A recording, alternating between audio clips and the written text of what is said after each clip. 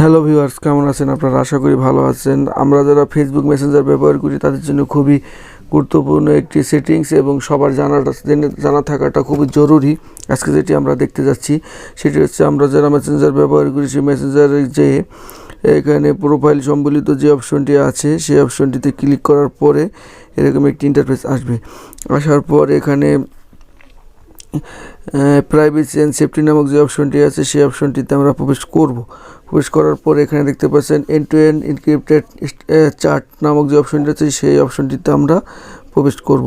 প্রবেশ করার পর এখানে দেখতে পাচ্ছেন লগইন নামক যে অপশনটি আছে সেই অপশনটি সিম্পলি আমরা প্রবেশ করব। এই অপশনটি আসলে প্রবেশ করার পরে আপনি দেখতে পাচ্ছেন আপনার যে মেসেঞ্জারটি আছে সেই ফেসবুক মেসেঞ্জারটি আসলে কোন কোন ডিভাইসে আসলে লগইন করা আছে সেটি এখানে শো করছে।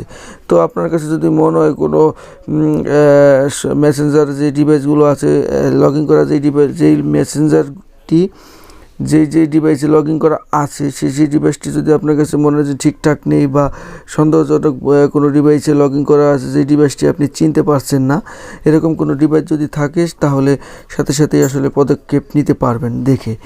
যদি মনে হয় আপনার সন্দেহ মনে হয়, সেটা কিভাবে নেবেন সেটি আসলে যেটি সন্দেহজনক মনে হবে সেটি আসলে এভাবে প্রেস করে চেপে ধরে রেখে তারপরে এখানে চেপে ধরে রাখলে এখানে যে লগ আউট যে অপশনটি আছে সেই অপশনটিতে আসলে ক্লিক করলে সেই ডিভাইসটি থেকে লগ আউট আলটিমেটলি হয়ে যাবে।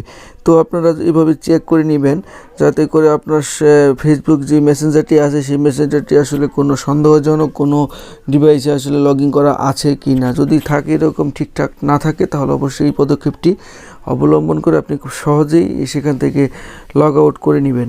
তাহলে আপনার মেসেঞ্জারটি খুবই সিকিউর এবং সেফটি থাকবে। তো আশা করি টিউটোরিয়ালটি ভালো লেগেছে, এবং টিউটোরিয়ালটি ভালো লেগে থাকলে অবশ্যই টিউটোরিয়ালটি লাইক দিবেন এবং অবশ্যই মন্তব্য করে আমার চ্যানেলটি সাবস্ক্রাইব করে আমার সাথেই থাকবেন। ধন্যবাদ সবাইকে।